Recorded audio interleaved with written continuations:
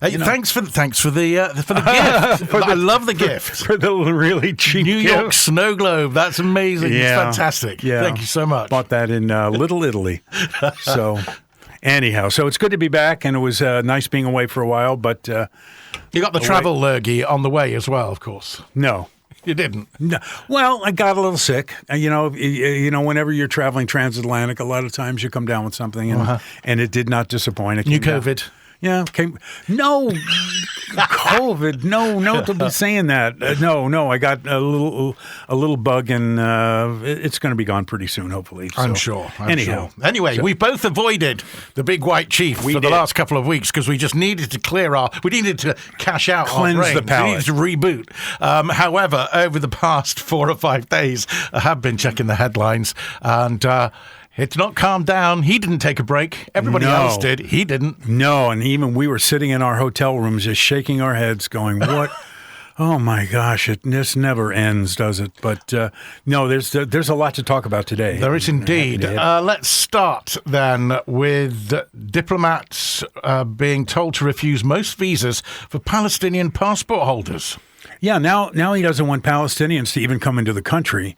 So he suspended visa approvals for nearly everyone, and I don't know what that means, but nearly everyone who holds a Palestinian passport.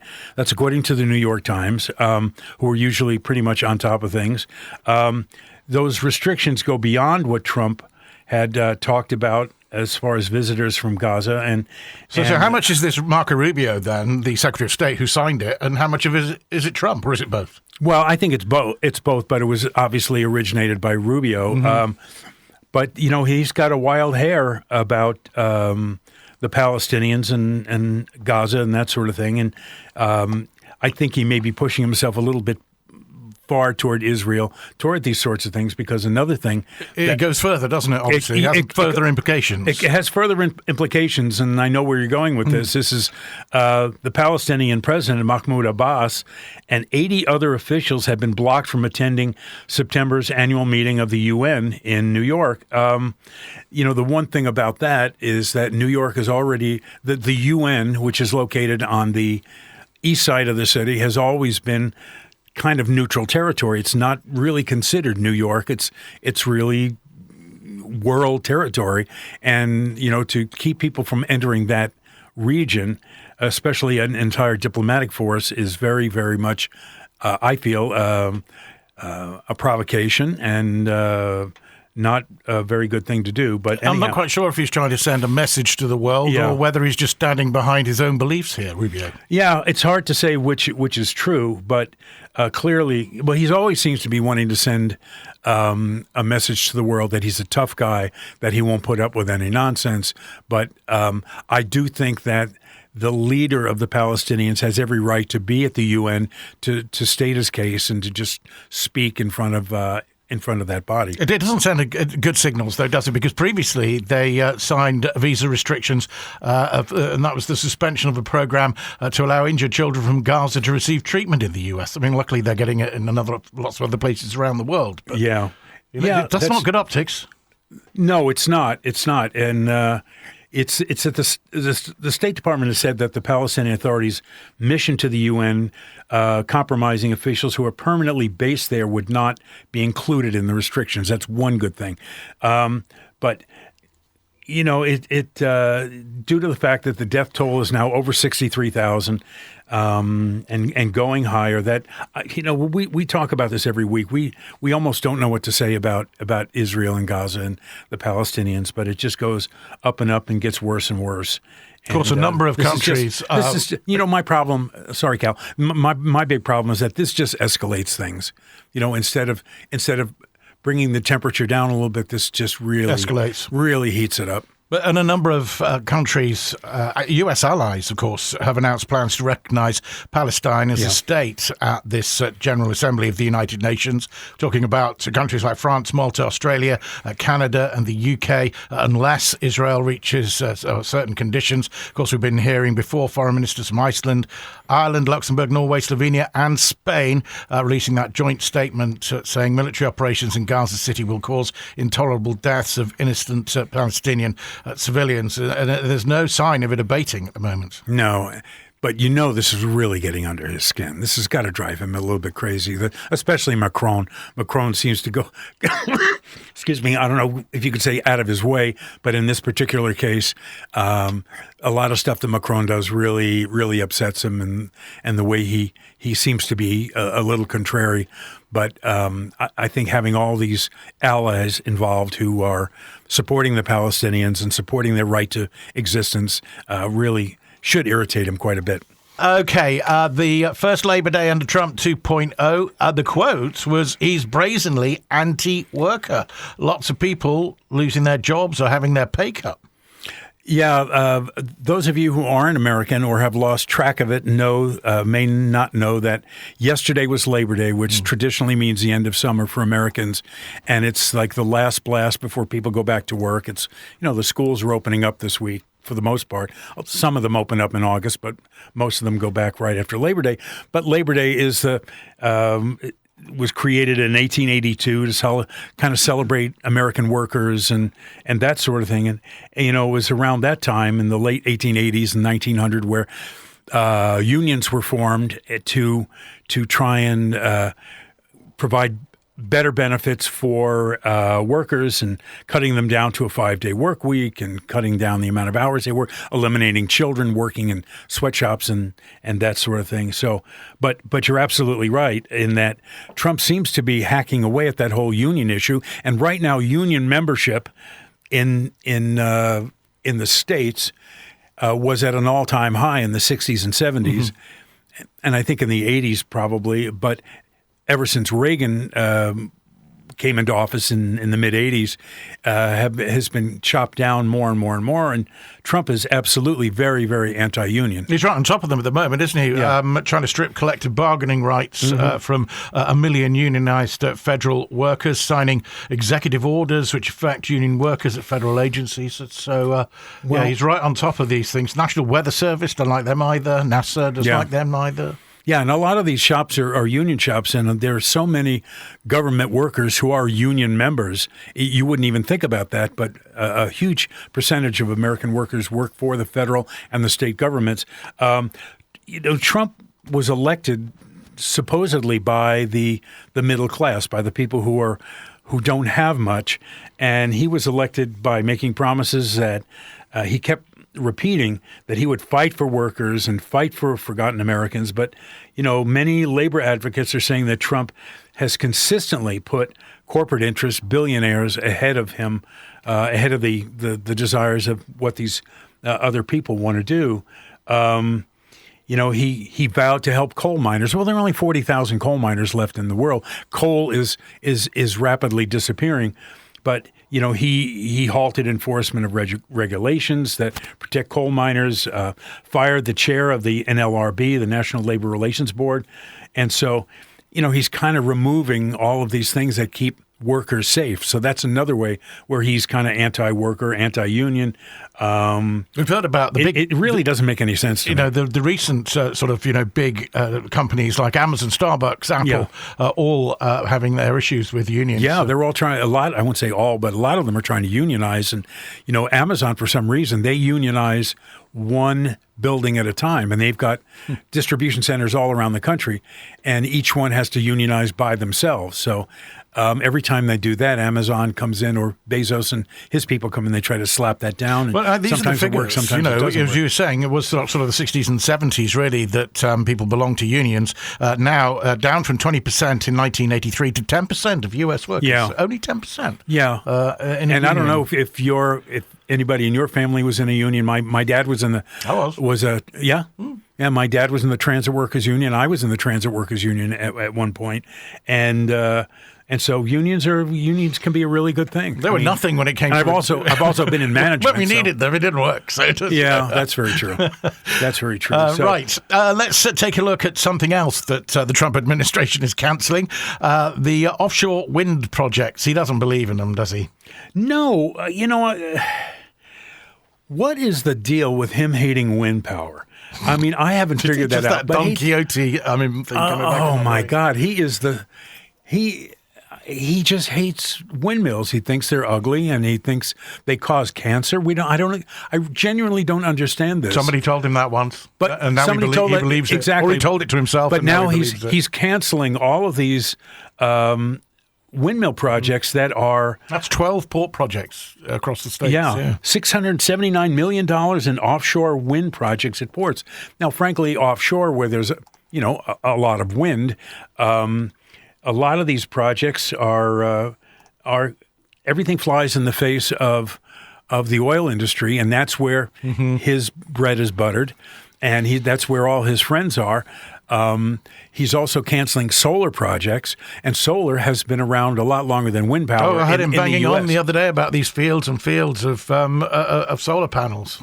With climate change, I can't think of anything better to use in solar power. A lot of places that didn't get a lot of sun suddenly are getting a lot of sun. And famously, it's not something that he believes in either. No, change, it doesn't. So he really believes in oil and coal.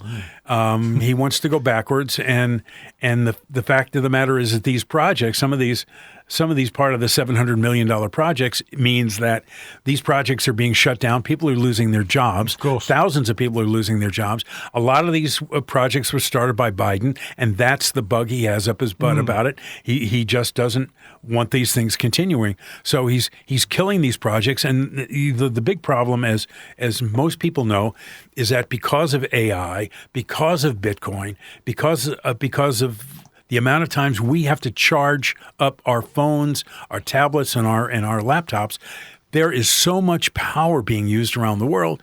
I mean, we need the alternatives. Windmills. We do need the alternatives. There's no question about it.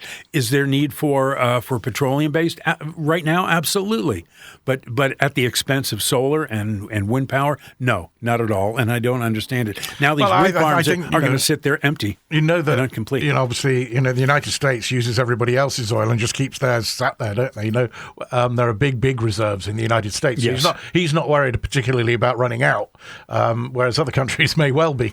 We were talking about this the other day on Bay, saying, look, we don't understand why Trump has imposed extra tariffs because India continues to buy Russian fuel, when China and the EU are also doing that, and he hasn't stamped extra tariffs on them, but he has on India. This whole India relationship is my favorite story of the week, in that the story of Xi and Putin getting together and forming this alliance, because they seem to be really, really palsy these days. New World Order. Yep. New World Order is exactly. And that Xi took a swipe at the U.S. and he called the U.S. tactics as bullying practices, right? Yeah, I mean, let's face it, it's not just China that is saying that. Lots of people in America are saying that. Not just China, But what happened was they got together and they included Modi in this of India, and everything seems to indicate that Modi who has a very big ego, as does Trump, who has a super ego, that he's offended. Both of them are very offended right now by each other. And what's happening is Modi is saying, I'm going to take my ball and go home. I'm going to take his ball and go to China. Exactly. So I'm going to take my 1.5 billion people and we're going to cozy up to China. And I'm thinking, well, this isn't good. And now they're going to have this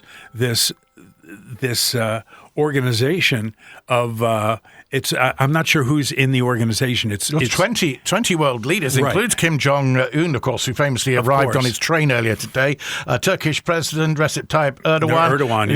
Even got Robert Fico, who's from Slovakia, a European EU country. Who's part of the new gang. And these days it looks like you're either in this team or you're in Trump's. Exactly, and they're lining up certainly on the other side against, and this is not good. This is not a good optic, and a lot of this goes back to the whole Nobel Peace Prize thing, where Trump said, "Well, I should get a Nobel Peace Prize because I negotiated the contract, the ceasefire." This is what's upset Modi, right? Exactly. This is what upset him. This is I helped negotiate the ceasefire between Pakistan and India, and Modi said, "No, you didn't. We had already been talking, and you just, stuck your your finger in it, and you really didn't have much to do with it, and you are not getting a Nobel Peace Prize, and just for that, you are not invited to the party, because initially Trump was invited to be part of this group that's getting together in October to discuss what's going on, and now he was disinvited. So this is these optics are really, really bad, and this is something I think a lot of people need to. I'm not sure what the one in October is, but this current one, that's basically it's a number of different things. It's ostensibly it's talking about economics and ties, economic ties and business ties between these countries. Mm-hmm. Of course, there is also the fact of Japan surrendering at the end of the Second World War, which will also allow Xi to bring out all of his troops in a big celebration. But he's got everybody there cozying up to him, and that's got to be getting up Trump's nose. Surely it's got to be. Yeah, and Modi called Trump a true friend, and now they're on the outs. They used to be BFFs, and now they are not. So I just think the fact that they haven't talked since June 17th is a real issue. But I think a number of these countries that are currently in China or heading to China and talking about these sorts of things is somewhat down to tariffs, you'd have to say. I know we were going to try and get away with not mentioning them today, but we got to, because that's got to have upset a lot of people. Yeah, he keeps increasing the tariffs on India, and India is a big ally and has been a big ally of the U.S. and as American journalists like to call it, the largest democracy in the world. I mean, actually, just like the UK, you've got a huge Indian population in the States. Correct. Huge. Mm-hmm. And one of the numbers that caught my attention when I was reading some articles about it today was about 25% of all the students in universities in the U.S. are Indian. And now he wants to limit that, and he wants to take some of those people and kick them out, saying that they've overstayed their visas and they need to go. And there are so many Indian people in the UK, in the U.S., around the world who are working in medicine and engineering technology. And these are strong contributors to, what the world is coming to. It's just very, very defeatist. I knew when you sent the list after we had a chat this morning about what stories we wanted to cover, and we realised we had way too many. And the final list was 17. There was no way we were going to make it. I knew that. But we do need to talk about Chicago and the federal immigration enforcement operation. Yeah. He's been talking about it as well, kind of basically saying that he's not a dictator. I think the Democrats better get smart. And, politically, I hope they don't. But actually, in terms of love for the country, I hope they do, because it would be good to work together. So I'm thinking about, when I have some slob like Pritzker criticizing us before we even go there, I made the statement that next should be Chicago, because, as you all know, Chicago is a killing field right now. And they don't acknowledge it. And they say, we don't need him. Freedom. He's a dictator. A lot of people are saying maybe we like a dictator. I don't like a dictator. I'm not a dictator. I'm a man with great common sense, and I'm a smart person. And when I see what's happening to our cities, and then you send in troops, instead of being praised, they're saying you're trying to take over the republic. These people are sick. But I'm really saying, and I say this to all of you, in a certain way, we should wait to be asked, because they have cities that are so under control, out of control. So we go in and fix it. They take the full credit for it, and they go out and say, I heard it this morning. They're saying how well they've done over the last 10-day period. Now, Illinois Governor J.B. Pritzker said that nobody's actually even mentioned it to him. He heard about it elsewhere, that this was going to happen. Yeah. What's happening here, for those of you who have not been following this, is that on the heels of Washington having sent National Guard troops in there, and a lot of the National Guard troops had literally nothing to do, so they were picking up trash and cleaning up neighborhoods. Now, that's a good thing, but these are people who have families. They come in just for the weekends. They come in just to do a specific task, but there was very little crime. In fact, I say this with great love and affection, because My wife and I lived in Chicago for a long time, and we love Chicago. It's one of our favorite places. They have had a lot of problems with murders and assaults and crime in the past, but those numbers are way down. Down by 40%? Yeah, way down in the past year. Now, somebody will point up and say, yes, this past weekend, Labor Day weekend, they had 7 shootings. 7 people were killed, and this is in an area with almost 7 million people. I'm sorry, 5 million people in the ADI, which is just the surrounding, counting the surrounding area. That's a lot. That's a lot of people to die, but it is down from a year ago. Things are getting safer in Chicago. In fact, things are getting overall. 56 people were shot, though. Yeah, and you're saying that's a quiet Labor weekend. No, that's right. That's right. Now, it really bothers me. 7 were killed, but I know, but it bothers me to say that. But in that particular case, you have to look at the numbers, and the numbers are coming down. It seems to me that it would be a lot easier if you have the cooperation of the mayor, of the governor to say, hey, we'd like to help you out with your problem. These were their figures for just this year. Exactly. Okay, touted a 21.6% decrease in overall violent crime, 32.3% decrease in homicide so far this year. Yeah. So whatever it is that they've been doing has been having an effect. Yeah, that's right. And they have a new mayor in Chicago who is very well liked and is really getting the job done. Pritzker is extremely well liked there.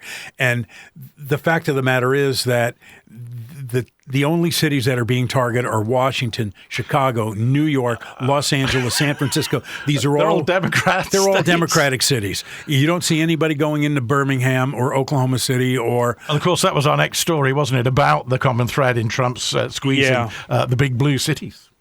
Yeah, that's very true.